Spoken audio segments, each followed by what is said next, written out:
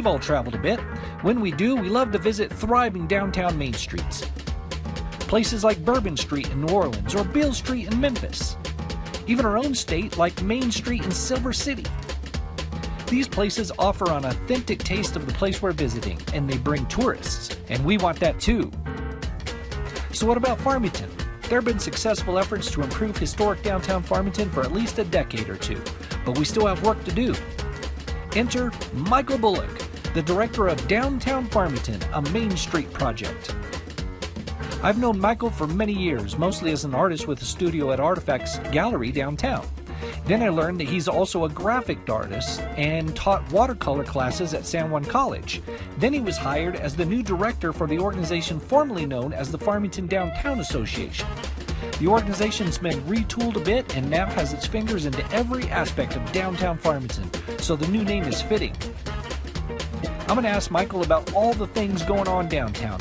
I'll probably have to edit most of it out because I know there's no way we'll be able to fit it all in 20 minutes. This could take days, and it's all extremely good for Farmington as a whole.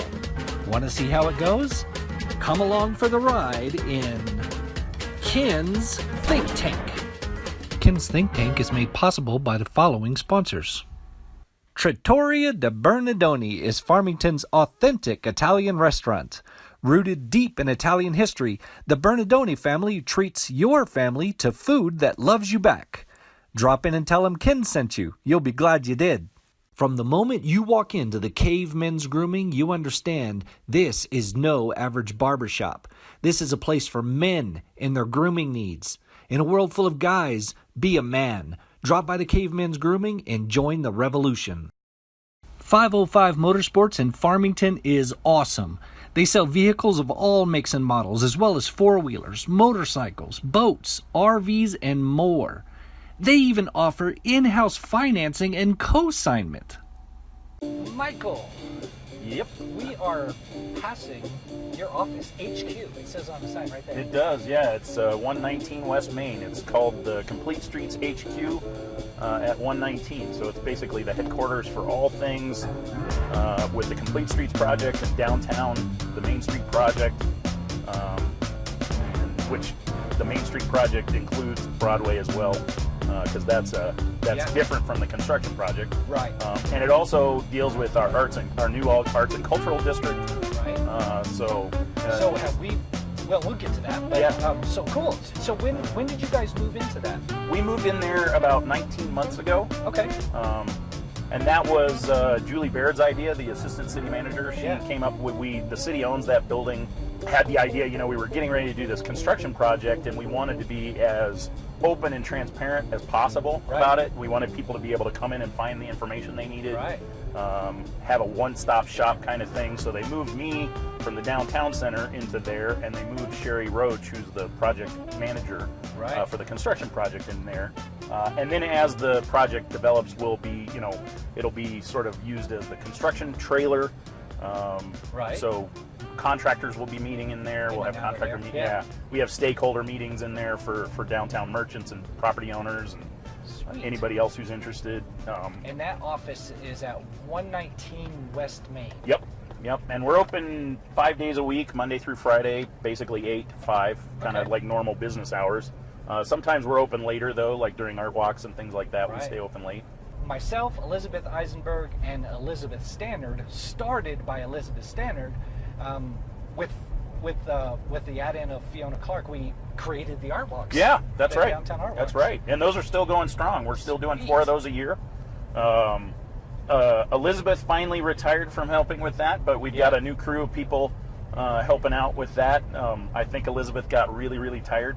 Man, it's a job. She was always, from the beginning, oh, man, she did a ton of work with it. Yeah, she was a powerhouse for that, for sure. So we really thank her for her efforts on that. All I did was the marketing, but she did she did all the legwork with all the artists and all this. Oh, my goodness. Yeah, so we've got a couple of the gallery owners who stepped in and are helping out with that. And so, we're still going strong with those. We had a really great one this last, the summer art walk in June was really awesome. We had a live paint jam in the alley. It was unofficially part of the Art in the Alley project, so it's what's called a living mural, so it'll constantly evolve. one of the new businesses in town, Aerosol Trading, actually hosted it along with GC Harvest Church. So explain that a little bit. So that's a public arts program is what that kind of is, right? Yeah, the Art in the Alley project. Yeah. It is. It's funded by a grant from Marion Oil and Gas's foundation, their family foundation. Right. They gave us a really generous $25,000 grant to help pay artists and stuff for that. So currently we have 5 murals that are officially part of that, and then the paint jam was sort of supported by it but not funded by it. Right. We've got an amazing mural on the back of the Tota Theater that's just phenomenal. Yeah. We've got 2 murals on the back of Brown Shoes. We've got a mural on the back of Capacity Builders. So that's a giant mural. Awesome. The guy who's painting that is really talented. But they're all over. Yeah, we've got another one that's just started on the back of the Ark. And we've got one scheduled to go in on the back of English Color Paint, which used to be All Paint. Right. If you don't park street side and you use like there's a bunch of free public there's public tons parking down there. Yeah, there's nothing but free parking downtown. Right. I mean, people complain about the parking, but we don't have a parking problem. There is so much parking downtown; it's unbelievable. There are lots everywhere, Yeah. and usually those lots butt right up to the alleys. Mm-hmm. You end up using the alleys a lot, so that was one of the thoughts behind this. Exactly. Was, hey, let's have let's make the alleys pretty. Let's make them nice to walk down. And so, what's the idea behind something like that, like a public arts program, murals and things like that? What's the idea? Well, part of it is, from an economic development standpoint, murals. If you beautify a place, it becomes a place that people want to be. Right. So people start hanging out in those places, and when people are hanging out, the sort of less desirable things that could happen in those places tend to stop, and it becomes a positive place. Right. Taking a forgotten space and making it a third place. Yeah. Third places are places people like to hang out other than home and work. Right. That's awesome. the kind of thing we're hoping to do with this, is just make those alleys, and those forgotten spaces more usable, and that brings people downtown. And if you bring people downtown, then they're more likely to shop in the shops. Right. You start getting a more diverse kind of shopping experience. We just grabbed our coffee from Cosmic Cafe. We did, yeah. That was my first time in there. Yeah, it's a really great spot. It's one of 2 really awesome coffee shops downtown. Yeah. So we have 2 coffee shops downtown. Yeah, they're at Artifacts? That's right. There's one in Artifacts Gallery called the Studio Bake Shop. And both have very distinct, different styles. You go into Artifacts and it's like this old lumberyard kind of, which you couldn't build today for $1 bazillion. And so it's got that really cool historic lumberyard kind of vibe. And then you go into Cosmic Cafe and it's this really cool 1920s building with a tin roof and tin ceiling, and it kind of has like a little bit of a Seattle vibe. Yeah, because they've done that cool mural on the wall, and so it's a really funky, cool. It does have a very Seattle vibe. It does. Like I said, it looked. I'm looking around and I know it's new. It's really new. Did they open this year? They just opened. It was this spring officially they opened. So they just opened this year, and it looks like the place has been there for 20 years. Yeah. Not that I'm saying it doesn't look run down or anything like that. It just looks like it's been part of the neighborhood. That lived-in, comfortable jeans feel to it. Yeah. What you do is pretty much anything involving downtown, right? Pretty much, I mean, development, events, business development. You've got a finger in all of that stuff. I do, yeah. I work closely with Warren Unsicker, who's the economic development director for the city. Right. We do a lot of business recruitment, business retention kind of projects. Trying to recruit new businesses downtown, trying to help new businesses locate a place to open, whether they're trying to find a place to rent or buy. We help property owners fill spaces. Yeah, we work closely with the SBDC up at the college, Right. and there's the trying to Enterprise help. Center, Yep. and the SBDC is one of the resources there that you can use. So you guys are another one. Yeah, we work closely with them, with West, with Right. a bunch of different things. So Right. trying And West is also at the Enterprise Center. Yep. Yeah, so it's a nice cooperative thing in the community. I mean, we have a lot of resources for small business owners, and we try to, we may not be doing some class in we may not be offering that class, but we try to tell downtown business owners, hey, this class is going on. So we try to keep them informed about whatever the SBDC is doing or whatever Right. the Enterprise Center is doing. Nice. To try and remember all the details of all yeah. this stuff that you have a finger in. Yeah. Man, that would drive you nuts. Yeah. Well, I mean, That's why it just. we have computers. That's right. I live by the calendar on my phone. That's exactly right, man. And I don't think my schedule's as bad as some people. I mean, I've Right. seen other people in the city's schedule, and you're like, whoa. You know, we're all tortured souls until we meet that person. That's right. That's double what we've got. And we're going, oh man, Exactly. Yeah. how do you survive? Yeah. We're driving by the Civic Center. Mm-hmm. This is part of downtown. Yeah, it is. Amazing renovations that just happened there. Yeah, it's beautiful. So are they all finished with that now, with all the renovations? I believe so. Yeah, I think they're all done with the renovations. I think there's a minor landscaping stuff they're still working on, but for the most part, it's pretty much done. We're working on. Oh, that's cool. I knew somebody had bought that house. I don't know who did, but Business or residence? I think it might be. The last I heard, I don't know this for a fact, but the last I heard was somebody wanted to put a bed and breakfast in there. So Sweet. yeah. What are some other businesses that just open up, or not just, but Well, that are kind in the of last few years? that yeah. have Well, we come just into- had Nijoni Trading just opened. They actually are a continuation of Fouts Pond, Tiesnausbos Pond. okay. Next door to them is a little place called Aerosol Trading, which is a Native American owned gallery as well. It's kind of a co-op. We've just got some amazing. Studio 16's been around for a while, but we recently just did. There was almost 2 years ago now that we did.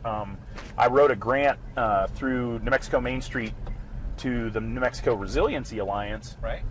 and they partially funded their pocket park that we created in the back of that. Oh, right. And so now this is another forgotten space to a third place kind of thing. Yeah. We took this unused gravel desert parking lot that was hot, and you could only fit about 6 cars in there. Right. And we turned it into this vibrant performance space and outdoor, sculpture garden. Yeah. And it's a cooperation between the Christian Science Reading Room and Studio 116. Right. It's fenced off at night, so it's secure, but during the day, it's open to the public. Yeah. And they host Wednesday night jazz jams. So every Wednesday night they have jazz in the pocket park. That's awesome. It's just crazy. They do karaoke on Thursday nights in there. So that's one of those spaces that's kind of we've recreated and taken back a space, and now people, you'll get 100 people in there on a Wednesday night Right. listening to jazz. And some people are like, I don't even really like jazz, but this is so much fun to come down and like listen to these guys and hang outside and eat, dinner and Right. just have a great time with a bunch of people and they're like, it doesn't feel like Farmington. It feels like we're in this totally different community. And I'm like, that's what Farmington could be and is now. Right. When we are that that's the different whole community. point. We just got another grant to do a smaller and small pocket parks kind of courtyard space behind the two businesses, Nijoni Trading and Aerosol. Okay. And then the Museum of Navajo Art and Culture, all three of those, even though the museum's not really a business, we'll call it a business, all three of those Right. businesses border on this. They all have access to this back little patio area. I think Kathy used it as parking. Okay. Well, the new owners of the property wanted to do something. They were like, "Oh, this is like a secret garden back here. We could do a little cool courtyard thing back here for the businesses to use." And there's also an unused sort of warehouse garage space back there that we're hoping to turn into an actual space for a business. It could be like a micro cafe, speakeasy kind of thing, Right.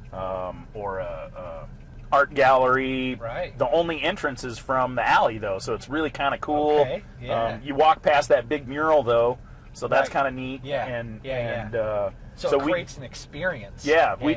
Yeah, exactly. And we just got a grant to through the New Mexico Resiliency Alliance to put in that pocket park. We're finishing up one over by downtown Junkers, which is where General Supply used to be for years and years, across the street from TJ's Diner. We just put up a life-size historic photo mural of the Grand Union Tea Company, which is a business that existed in 1907. Sweet. The owner, Fanny Paxton, is standing in front of the business in the photo, so you can go down and take a selfie with Fanny. So we're calling it Photos with Fanny. That's awesome. We're like hashtag Photos with Fanny. But it's a really cool addition. That's where that business was located in 1907. It unfortunately burned down in 1910. Right. When we had that big fire. So that's really exciting, and that was also a New Mexico Resiliency Alliance grant. So we've got a lot of really cool things going on. We're working on a project across from TJ's Diner. There's a little city-owned lot that's just pavement. It's just asphalt. It's also kind of a forgotten space. Right. We're working on a project with that. We're waiting to hear about a grant from AARP. We're pretty confident in that. And the reason there are grants for because you've mentioned several grants. The reason there are grants for these is because downtown areas, historic downtown areas, are important. They are, yeah. So explain why are they important to a city overall? Well, a healthy downtown is a good indicator of an economically vibrant city. In addition to just being a good indicator, if you have a vibrant historical downtown, that's the place tourists go. Yeah. They want that authentic kind of experience with that place. They want to have a connection with that place, and that's what downtowns afford. Obviously you need a vibrant downtown to support, you need locals to support a downtown. Right. But you also need that vibrancy in town to pull tourists, to pull tourism and pull outside dollars into downtown. That's exactly right. More and more, particularly with millennials becoming, getting a little older, now they have some disposable income. Right. They want that. They're not into malls. They're not into shopping labels centers. And labels like and stuff like that. They're they're want the like us experience. Generation Xers. That I know. gotta have polo. It's Izod, Mom. I gotta have it. I know it. They want that kind of authentic, cool, experience. That off-brand experience. So there are some development things in the works as well for the downtown, and one of them, most people have probably heard of, at least a portion of, is kind of the downtown construction. Yeah. So what's kind of the dealio with that? So that's the Complete Streets project, and it's a 6-block section of Main Street from Miller Street, and actually it's going to start a little bit before Miller because you have to ease into it. Okay. And there'll be some changes that sort of happen at Butler. Okay. And then so it goes essentially from Miller to Auburn. Right. So that 6 blocks is getting a total makeover. We're doing a road diet, which is taking the road from 4 lanes to 2 lanes. Okay. We're narrowing those travel lanes from 12 feet to 11 feet. We have a bit of a speeding problem downtown. Yeah. So people who are walking don't always feel safe. Right. We're taking out the street lights. The roundabouts. Yeah, we're putting roundabouts. So we're putting 4 roundabouts in. Okay. Which they're much safer than street lights. And it's the smallest roundabout you can put in. It's a single lane, one direction roundabout, so it's really easy to navigate. They keep traffic moving. They slow traffic down. Right. Yeah, and you actually will be able to drive through that section of Main Street faster Without stopping. Yeah. But you'll be going slower. Right. It sounds like an oxymoron, but it's actually right. You'll get through faster, but you'll be traveling at a slower rate of speed. And you won't be doing the start and stop, like, where everybody speeds up and they're like, I got to make that next light. And then you don't because of the way the lights are timed. Right. So it'll cut down on that, which Okay. cuts down on noise pollution. It cuts down on air pollution. Yeah. So it makes it much more pleasant. We're widening the sidewalks to an average of 15 feet wide. They're currently 10. More pedestrian friendly. More pedestrian friendly. We're putting in all new landscaping. We've got custom like benches and stuff that are only going to be for downtown. I mean, we're opening up. The sidewalks are going to be available for outdoor dining. We're making that possible. Yeah. Restaurants. But Some when of we the do coolest dining experiences I've had in other cities have been on the sidewalk. Yeah. Right there. Yeah. With- And when you with get more people pedestrians outside, and traffic and everything. yeah, It's when you cool. get more people outside, more people want to be outside. Yeah. So, Yeah. you know, people sort of beget people essentially. It does, yeah, They get all excited about. They're like, oh, look at what are those people doing? I want to be Right. there. Yeah. And so, Yeah. you know, we're really opening up those opportunities for doing stuff on the, and they call that street art or street performance. You know, it's sort Right. of. Yeah. It's sort of free street theater because people Yeah. are eating, they're watching people. Right. There's it's just a lot of activity, and that's the kind of thing that's going to be possible down here. Yeah. So Very cool, man. yeah, we're really excited about it. So much great things going on downtown. We've got all these really cool, Yeah. businesses that are opening up. Yeah. There's that cool playground at the yogurt place now. And some of the things that you've talked about today, I didn't realize were going on. So there's actually a lot of things that it's a really fun thing to come downtown and just hang out. It is, yeah. There's lots So- going on every day. Yeah. Every day. I mean, we've got Thursday night Makers Market in Orchard Park. Like I said, we've got Right. the Jazz Jam on Wednesdays. Yeah. Sometimes they do karaoke on Thursdays at the Studio 116 Right. Pocket Park. I mean, there's just Ton. stuff all the Ton time. of Yeah, stuff. yeah. Awesome. We're still doing the art walks. We're still doing. Just had the rod run. Right. So Yeah. yeah, Way and we're getting ready in cool. September. Well, this is really exciting. In September, we're going to have the Tota Festival. On the following Friday, we're going to have the Downtown Off-Road Takeover. The following week after that is the Film Festival, Right. which is like 5 days. Yeah. And that's going to be huge. And then like a month after that, we got another art walk. Right. Then we got the art walk in November for Small Business Saturday. And then in January, we're going to have a Comic-Con. I mean, That is cool, man. these are all things that are coming to downtown. So Just talking about events, and already that's Yeah. a busy schedule. And Yeah. you don't just do events. There's all Yeah. these other efforts. Oh, yeah, going yeah, on. yeah. Dude, man, salute. My hat's off to you, man. Thanks, yeah. You're doing an awesome job. yeah, well, we're sure trying, that's for sure. Well, I appreciate you coming on the Yeah. show, man. It was Yeah, it awesome was a lot of fun. hanging out with you. I haven't chatted with you in a while. I know it's been a while. Yeah, we keep running into each other here and there. Just, Yeah. hey, how you doing? Still good? Yeah, still hanging in there. Awesome.